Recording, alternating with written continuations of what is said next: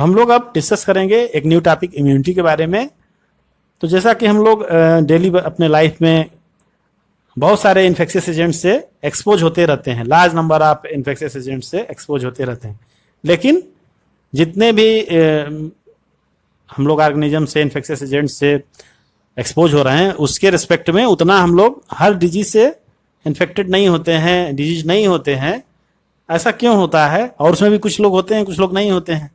तो ये हमारे बॉडी के डिफेंस सिस्टम पे या डिफेंस की एबिलिटी पर डिपेंड करता है कि कौन कितना उसको रजिस्ट कर सकता है। तो यही जो एबिलिटी होती है, यही जो रेजिस्टेंस होता है बॉडी के अंदर, इसी को हम लोग इम्यूनिटी कहते हैं। तो इसी को हम लोग डिटेल में देखते हैं कि एबिलिटी ऑफ होस्ट, होस्ट का मतलब जिसको इन्फेक्शन हो रहा है, डिजीज हो रही है ना। तो ability of host to fight the disease causing organisms conferred by immune system, है ना, इज कॉल्ड इम्यूनिटी। तो जो भी ऑर्गेनिज्म है, जो भी होस्ट है, होस्ट के अंदर जिसको कि डिजीज हो सकती है, उसके अंदर जो डिफरेंट डिजीज से फाइट करने की एबिलिटी होती है, कैपेबिलिटी होती है, उसी को हम लोग इम्यूनिटी बोलते हैं। और उसके लिए एक सिस्टम होता है, एक मैकेनिज्म होता है, उसको बोलते हैं हम लोग इम्यून सिस्टम। तो इम्यून सिस्टम इम्यूनिटी प्रोवाइड करता है, इम्यूनिटी को, इसकी वजह से इम्यूनिटी होती है। अब इसी इम्यूनिटी के बारे में पहले हम इसका क्लासिफिकेशन देखते हैं कि क्या इम्यूनिटी में कितने तरह की इम्यूनिटी होती है। तो सबसे इसमें दो आप क्लासिफिकेशन करते हैं, इन्नेट और एक्वायर्ड। तो इन्नेट के बारे में सबसे पहले जान लें कि ये नॉन स्पेसिफिक टाइप का है ना। नॉन स्पेसिफिक मतलब किसी पर्टिकुलर डिजीज के लिए नहीं है, सभी के लिए ना, कॉमन है एक तरह से, है ना। नॉन स्पेसिफिक का मतलब यहाँ कॉमन से है ना, स्पेसिफिक नहीं है कोई भी। और ये जो इम्यूनिटी होती है ये at a time of birth, माने बर्थ से ही ये प्रेजेंट होती है, ऐसा नहीं है कि बाद में आई हो। तो जबकि एक्वायर्ड में आप देखेंगे कि जो बाद में आती है इम्यूनिटी, उसको हम लोग एक्वायर्ड बोलते हैं। तो ये कैसे होती है, कैसे ये इम्यूनिटी बॉडी को मिलती है? तो इसके लिए डिफरेंट टाइप के बॉडी में बैरियर्स होते हैं, है ना। तो ये जो है डिफरेंट टाइप के बैरियर की वजह से होते हैं। वो कौन कौन से बैरियर हैं इसके बारे में हम लोग डिस्कस करेंगे। बैरियर का मतलब आप जानते हैं किसी चीज को रोक देना, है ना, ऑब्स्ट्रक्ट करना। तो उसी तरह हमारे बॉडी में भी डिफरेंट टाइप के बैरियर्स होते हैं जो बाहरी पैथोजेंस वगैरह को बॉडी के अंदर आने नहीं देते। पैथोजेंस का मतलब डिजीज कॉजिंग ऑर्गेनिजम्स को अंदर आने नहीं देते हैं। तो फिर सबसे पहले हम लोग बात करेंगे फिजिकल बैरियर्स के बारे में। तो स्किन है, हमारी बॉडी पूरी स्किन से कवर्ड होती है।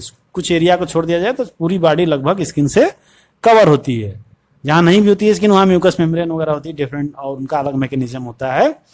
तो skin on our body is the main barrier. तो हमारे बॉडी का सबसे मेन और सबसे लार्ज डिफेंस सिस्टम स्किन है। एरिया वाइज अगर हम डिस्कस करें तो सबसे एरिया में सबसे ज्यादा कौन है? स्किन ही होती है। तो skin on our body is main barrier which prevents entry of micro organism. तो हमारी स्किन जो है बॉडी के ऊपर, वो पूरी तरह से, जैसे हमारी ये स्किन है, तो ये एक तरह का पूरा ये हमारा कवर है ना, इतना एरिया। अगर ये स्किन हट जाए तो ये पूरा एरिया एक्सपोज हो जाएगा। तो आप देखे होंगे बर्न के केस में इन्फेक्शन बहुत ज्यादा होता है। क्यों होता है ऐसा? वही रीजन है कि स्किन जब एक बार हट जाती है तो बहुत बड़ा हमारा टिश्यू जो है एक्सपोज हो जाता है इन्फेक्शन के लिए।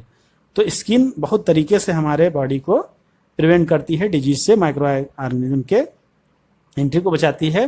फिर जैसा हमने डिस्कस किया कि mucus coating of epithelial lining of respiratory, GIT and urogenital tract also help in trapping microbes entering the body, है ना। कहने का मतलब कि जैसे नेजल हमारा पैसेज है, नेजल पैसेज में जैसे ही आप देखते हैं डिफरेंट टाइप्स के एपिथेलियल लेयर होते हैं, उसमें बहुत सारे आप देखेंगे नेजल हेयर्स होते हैं बहुत सारे, वो भी ऑब्स्ट्रक्ट करते हैं डिफरेंट टाइप्स के डस्ट पार्टिकल, बैक्टीरिया, वायरस को।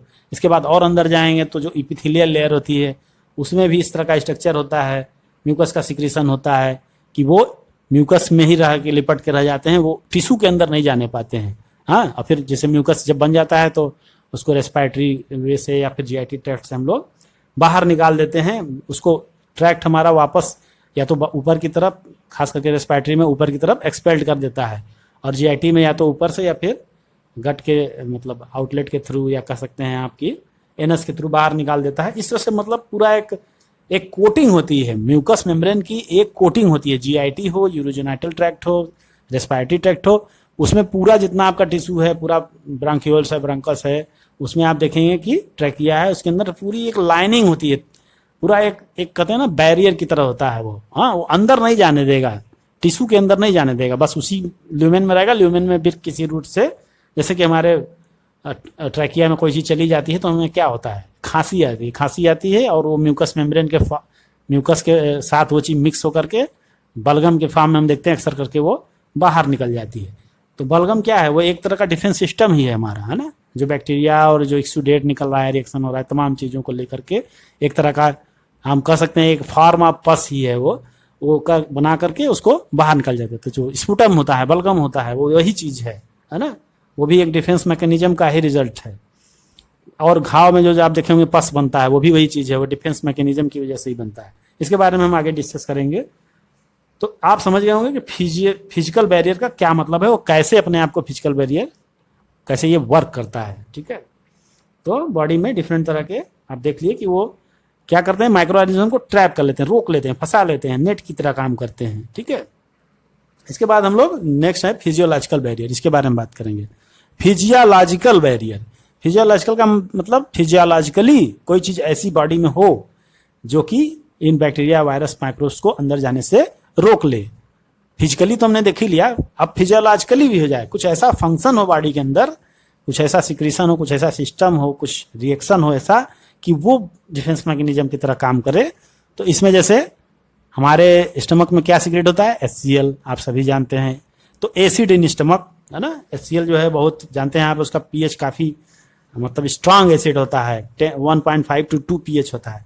अब इतने pH में किसी भी बैक्टीरिया का, वायरस का सर्वाइव करना बड़ा मुश्किल होता है।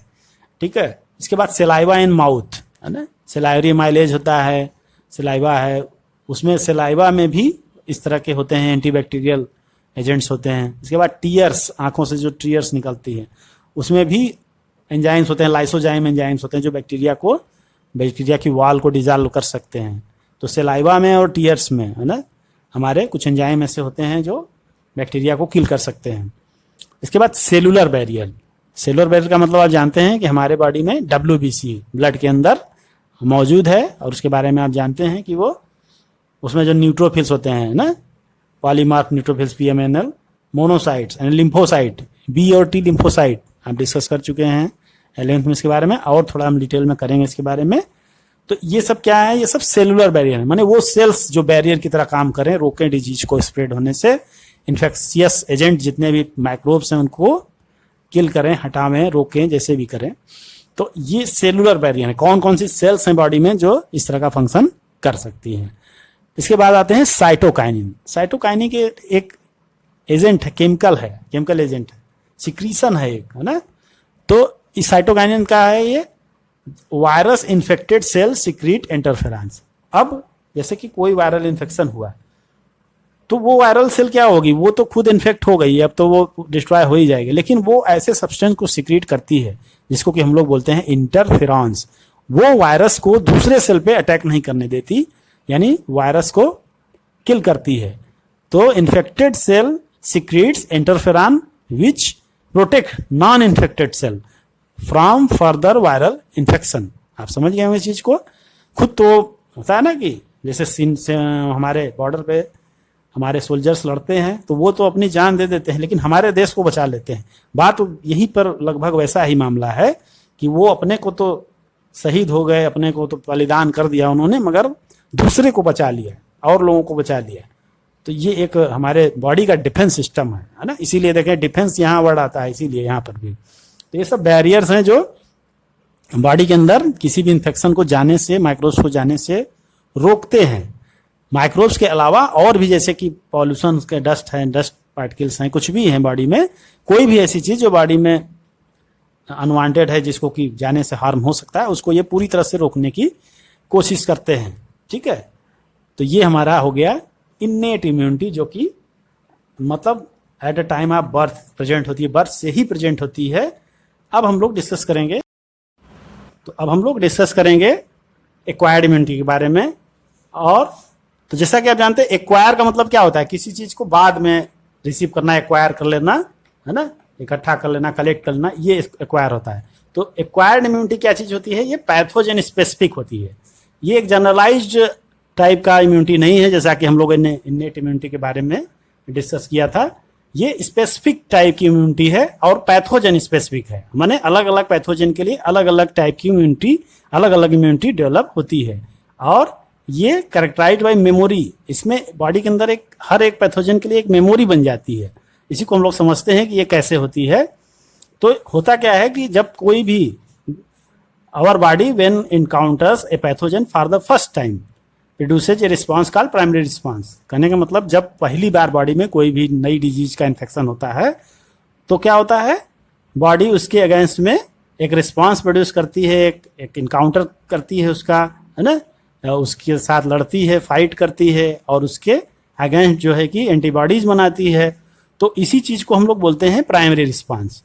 फर्स्ट टाइम कोई भी चीज, जैसे आपके ऊपर, जैसे कि अभी मान लीजिए एक छोटा सा एग्जांपल मैं देता हूं, मान लीजिए चाइना की बात कर लीजिए, इंडिया चाइना वार की अगर हम बात करें तो हमने देखा कि पहली बार चाइना और इंडियन आर्मी के बीच क्लैश हुआ, अचानक से हुआ, तो इंडियन आर्मी में काफी कैजुअलिटीज हुई। वो इसीलिए हुई कि वो प्राइमरी रिस्पांस था, हम तैयार नहीं थे शायद उस चीज के लिए कि वो ऐसा कर सकते हैं, हमें विश्वास ही नहीं था।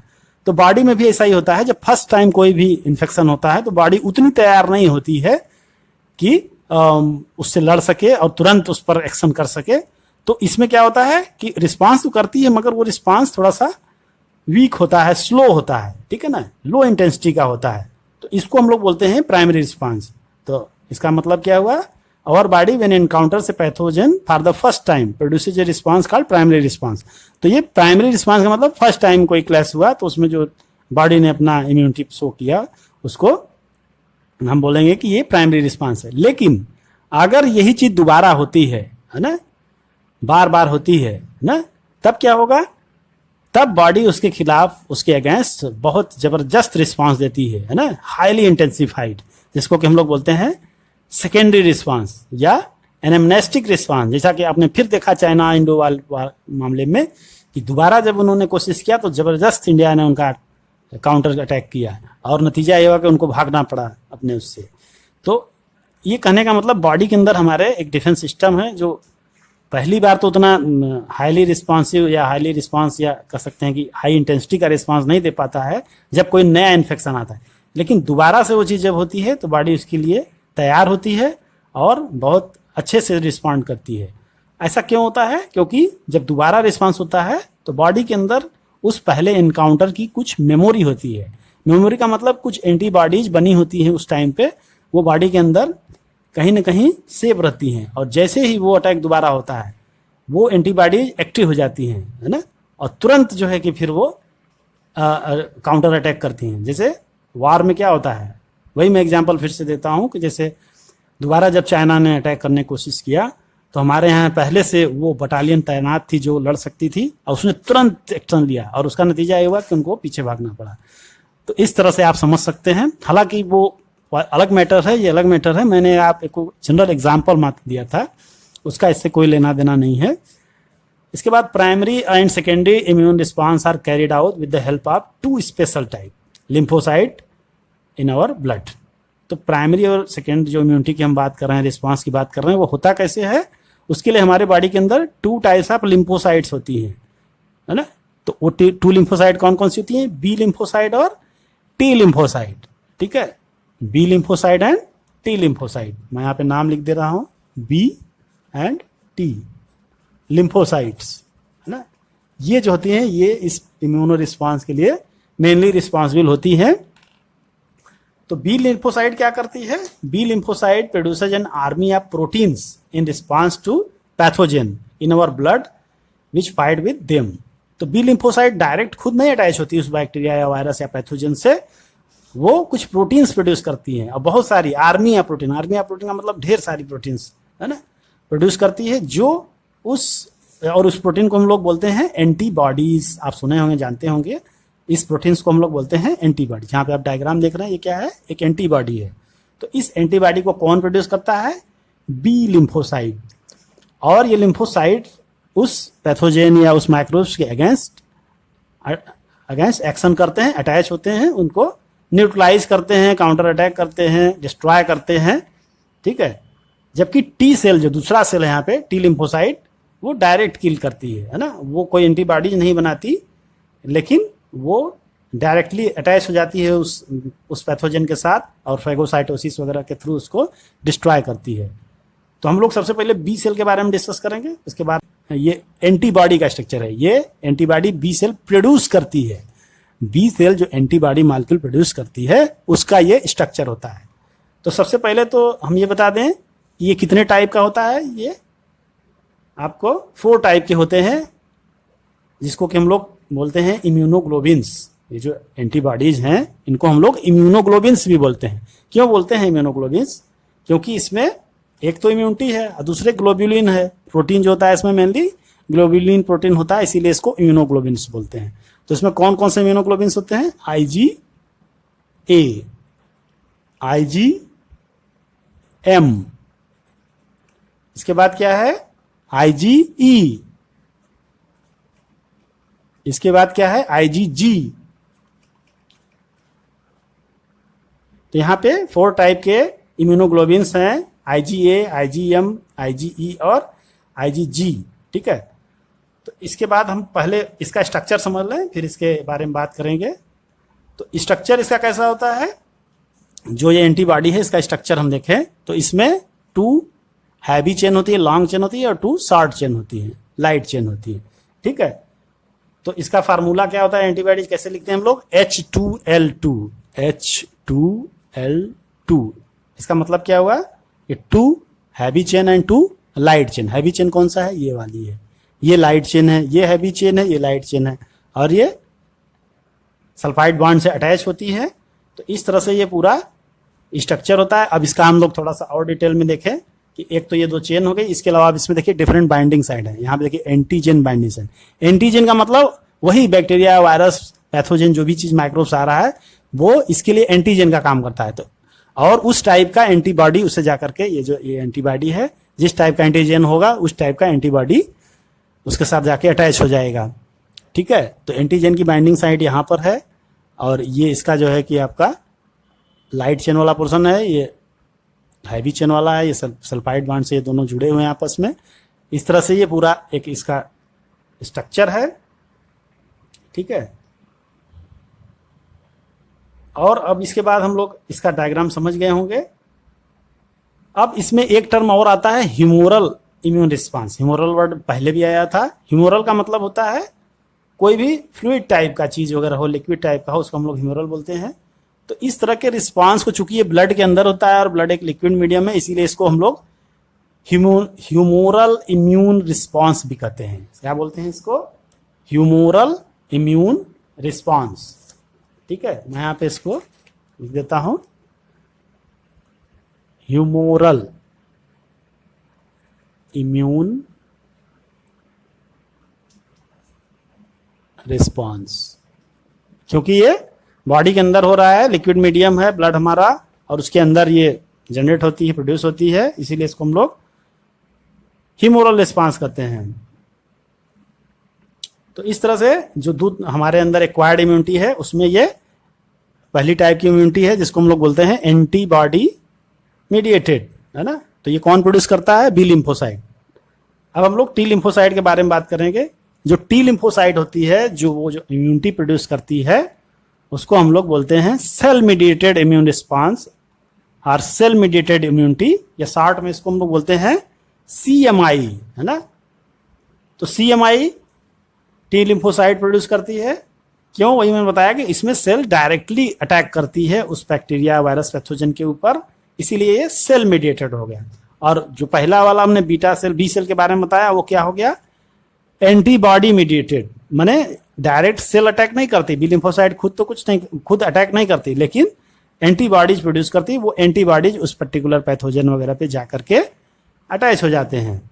ठीक है, आप लोग देखे होंगे बहुत सारे कार्ड टेस्ट आप लोग करवाते हैं, मलेरिया वगैरह जैसे पुराना हो जाता है टाइफाइड में, तो उसमें क्या होता है? उसमें एंटीबॉडीज को ही उसमें किट के अंदर डाल करके ब्लड को देखा जाता है कि वो एंटीबॉडीज उसके अंदर मौजूद हैं कि नहीं, है ना। उसमें और भी कुछ टेक्निक होती है, लेकिन मेनली उसमें एंटीबॉडीज को देखा जाता है। तो उसमें वही IgA, IgG, IgM ये सब देखा जाता है। इसमें कुछ होते हैं जो क्रोनिक इन्फेक्शन को शो करते हैं, कुछ होते हैं जो एक्यूट इन्फेक्शन को शो करते हैं। एक्यूट का मतलब नया इन्फेक्शन, तुरंत का हुआ हो, कुछ दिन के अंदर का हो। क्रोनिक का मतलब पुराना बीमारी हो, महीने, 2 महीने, 4-6 महीने का बीमारी हो, उसको हम लोग क्रोनिक इन्फेक्शन बोलते हैं। ठीक है, इस तरह से पूरा। तो हम लोग डिस्कस कर रहे हैं इम्यूनिटी के बारे में। तो आज हम लोग डिस्कस करेंगे एक्टिव और पैसिव इम्यूनिटी के बारे में। तो एक्टिव इम्यूनिटी क्या है? एक्टिव का मतलब बॉडी एक्टिवली जिस चीज को प्रोड्यूस करती है, यानी कि when a host is expose to antigen living or dead microbes or other proteins. अब एंटीजन क्या चीज है? हमारी बॉडी जब किसी एंटीजन से एक्सपोज होती है, एंटीजन का मतलब living or dead microbes or other proteins, है ना, या उनकी कोई प्रोटीन्स, बैक्टीरिया वगैरह सब जानते हैं, सेल वॉल है उनका, सब प्रोटीन से बना होता है, आउटर कोट प्रोटीन से बना होता है। तो ऐसे किसी प्रोटीन से या लिविंग से या डेड माइक्रोब से हमारी बॉडी अगर एक्सपोज होती है, ठीक है, तो उनको काउंटर अटैक करने के लिए, न्यूट्रलाइज करने के लिए हमारे बॉडी में आप पढ़े हैं कि एंटीबॉडीज का फॉर्मेशन होता है। ये हम लोग ऊपर डिस्कस कर चुके हैं ना, ये एंटीबॉडी आप देख रहे हैं डायग्राम यहाँ पे। तो जब ये जो एंटीबॉडी प्रोडक्शन हो रहा है, इसी को हम लोग बोलते हैं एक्टिव इम्यूनिटी। एक्टिव का मतलब हमारी बॉडी जिस इम्यूनिटी को एक्टिवली जनरेट करती है, उसको हम लोग बोलेंगे एक्टिव इम्यूनिटी। और ये एक्टिव इम्यूनिटी कैसी होती है? स्लो और टाइम टेकिंग होती है, एकाएक नहीं होता है। हम लोग डिस्कस कर चुके हैं कि कुछ ये धीरे धीरे डेवलप होती है एक्टिव इम्यूनिटी। एक बार जो एक्सपोज हुआ फिर दोबारा एक्सपोज हुआ तो थोड़ा तेजी से होता है ना। तो लेकिन मतलब प्राइमरीली अगर कोई इन्फेक्शन होता है तो ये इसका जो रिस्पांस होता है या एक्टिव इम्यूनिटी होती है वो स्लो होती है। ठीक है, अब होता क्या है कि injecting the inactive or weakened microbes during immunisation, है ना, or infectious organism gaining access into body during natural infection induce active immunity. अब सवाल ये है कि ये एक्टिव इम्यूनिटी समझ गए आप कि जो बॉडी के अंदर एक्टिवली जनरेट है, बॉडी जो खुद इम्यूनिटी डेवलप करती है किसी भी एक्सपोजर होने पर, किसी भी माइक्रोब्स के अगेंस्ट, प्रोटीन के अगेंस्ट, तो उसको हम लोग बोलते हैं एक्टिव इम्यूनिटी। तो ये दो तरीके से जनरेट होती है। कैसे जनरेट होती है? पहला तो injecting the inactivated or weakened microbes. जैसे वैक्सीन क्या चीज़ है? जो आप कहते हैं टीका लगाया हमने बच्चों को, है ना, तो टीका या वैक्सीन क्या चीज़ है? वैक्सीन और कुछ नहीं है। वैक्सीन डेड, है ना, या इनएक्टिवेटेड और वीकेंड, या तो कोई माइक्रोब है उसको बिल्कुल डेड कर दिया जाए या इनएक्टिवेटेड कर दिया जाए या वीक कर दिया जाए, वीकेंड माइक्रोब्स को, है ना, माने बहुत वो न के बराबर उसका इफेक्ट हो। वैक्सीन डेवलप भी ऐसे ही होता है। किसी भी जैसे आजकल वैक्सीन डेवलप करने की कोशिश की जा रही है, मान लीजिए आपका कोरोना के वायरस का, तो उसमें क्या करते हैं कि उसको इनएक्टिव करके जो वायरस है या जो माइक्रोब्स है, कोई भी एंटीबॉडी बनानी है, इम्यूनिटी बनानी है, वैक्सीन बनाना है हमको, तो उसमें हम लोग इनएक्टिवेटेड और वीकेंड माइक्रोब्स को यूज करते हैं और उसको बॉडी में डालते हैं। तो टीका एक्चुअली क्या है? टीका और कुछ नहीं है। टीका जो है वीकेंड और इनएक्टिव माइक्रोब्स ही है, उनको बॉडी में डाला जाता है। तो उससे क्या होता है कि उनके अगेंस्ट एंटीबॉडी बनने लगती है, और चूंकि वीकेंड है या फिर इनएक्टिव है तो वो डिजीज नहीं काज कर पाता या बहुत माइनर अटैक क्या करेगा। बहुत देखिए, आप वैक्सीन लगता है तो बच्चों को हल्का सा फीवर आता है, वो यही है, एलर्जिक वो इम्यूनिटी रिएक्शन होता है ना। जैसे ही कोई वैक्सीन लगाई जाती है तो हल्का सा फीवर वगैरह कुछ बच्चों को आता है। वो इसीलिए होता है कि वो उनका रिस्पॉन्ड होता है, एंटीबॉडी बनना शुरू होती है तो होता है, फिर देखेंगे 1-2 दिन में अपने आप वो सही हो जाता है। तो वीकेंड होता है इसलिए डिजीज नहीं काज कर पाता है, इनएक्टिवेटेड होता है, लेकिन उसके अगेंस्ट एंटीबॉडी बनना उसी समय से शुरू हो जाती है। तो इस तरह की इम्यूनिटी को हम लोग बोलते हैं एक्टिव इम्यूनिटी। और दूसरा तरीका ये है कि कोई डिजीज हो जाए, है ना, कोई डिजीज से, मान लीजिए हम किसी बीमारी से इन्फेक्ट होते हैं और ठीक हो जाते हैं, तो ठीक हो जाते हैं दवा से चाहे जैसे भी या नेचुरली, तो उस बॉडी के अंदर हमारे उसके अगेंस्ट एंटीबॉडी बन जाती है। तो ये भी एक तरीका है एक्टिव इम्यूनिटी का। माने बीमार हुए, भले दवा से ठीक हुए, लेकिन कुछ तो एंटीबॉडी हमारे बॉडी में बनी ही उसके अगेंस्ट, है ना। तो नेचुरल इन्फेक्शन जो हो रहा है उसके अगेंस्ट जो एंटीबॉडी बन रही है वो भी एक्टिव इम्यूनिटी है ना। जैसे आप सुने होंगे कि बहुत से कोरोना पॉजिटिव हुए और कुछ दिन के बाद, हफ्ते 10 दिन 12 दिन 14 दिन आइसोलेशन में रखा और फिर वो निगेटिव हो गए। कैसे निगेटिव हो गए? इसी इम्यूनिटी की वजह से। बॉडी में वायरस गया, उसके अगेंस्ट हमारे बॉडी में इम्यूनिटी बनी और उस इम्यूनिटी ने उसको धीरे धीरे न्यूट्रलाइज कर दिया, तो वो भी एक्टिव इम्यूनिटी है ना। अब 2 तरीका है, या तो इन्फेक्शन हो तब इम्यूनिटी बनेगी, या तो फिर वैक्सीनेशन हो। वैक्सीनेशन भी एक तरह का माइनर इन्फेक्शन ही है, डेड और वीकेंड माइक्रोब्स को डाला जा रहा है बॉडी में, है ना, तो वो भी वीकेंड या लाइट इन्फेक्शन ही आप उसको कह सकते हैं। तो इस तरह से एक्टिव इम्यूनिटी होती है जो कि बॉडी खुद से जनरेट करती है ना। बॉडी जो भी इन्फेक्शन हो रहा है या वैक्सीनेशन हो रहा है उसकी वजह से जो हमारे बॉडी में इम्यूनिटी बनती है वही आपका एक्टिव इम्यूनिटी है। अब बात करते हैं पैसिव इम्यूनिटी की। तो पैसिव इम्यूनिटी क्या चीज़ है? जब ये एंटीबॉडी जो हमारे बॉडी के अंदर बननी थी या एक्टिव इम्यूनिटी में बनती थी उसको हम कहीं बाहर बनाएं और जब उस बीमारी के माइक्रोब्स, बैक्टीरिया, वायरस हमारे बॉडी में इंसर्ट करें तो हम उस एंटीबॉडी को इंजेक्शन या डायरेक्टली उसको हम दे दें। तो when readymade antibodies are directly given to protect the body against foreign antigen, that is called passive immunisation, है ना। तो पैसिवली का मतलब जैसे आप देखे होंगे रेबीज का वैक्सीन है ना। तो रेबीज किसी को डॉग बाइट हो गई तो क्या हुआ भैया, उसको ना हो तो पैसिव इम्यूनिटी होती है उसमें। या टिटनेस टॉक्साइड होता है। टिटनेस में भी दो तरह का आता है, एक्टिव पैसिव दोनों तरह का होता है। तो टिटनेस टॉक्साइड जो होता है वो पैसिव इम्यूनिटी है। तो वो इसलिए लगाते हैं कि हाँ अगर कहीं कुछ हो ऐसा तो उसको कवर कर लेगा। लेकिन जो वैक्सीन लगाई जाती है बच्चों को वो एक्टिव इम्यूनिटी है।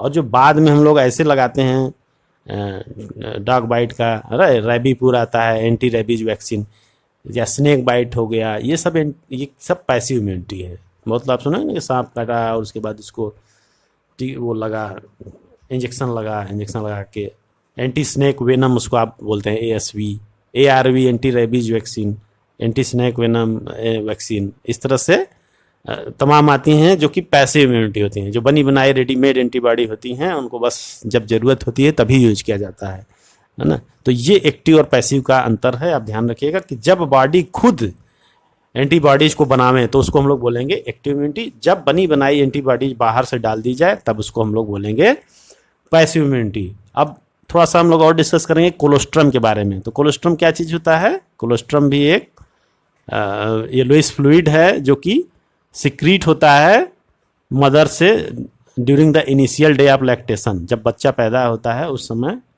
माँ के जो मिल्क में कोलोस्ट्रम, मतलब मेनली जो मिल्क होता है उसको कोलोस्ट्रम बोलते ही है। वो थोड़ा सा येलोइश होता है, थोड़ा सा थिक होता है और शुरुआती दिनों में वो सिक्रीट होता है मदर के ब्रेस्ट से, जिसको कि फीटस या आप कह सकते हैं कि न्यू बॉर्न बेबी जो है उसको फीड करता है। तो उसमें क्या होता है, उसमें एबंडेंट एंटीबॉडीज होती हैं IgA, है ना।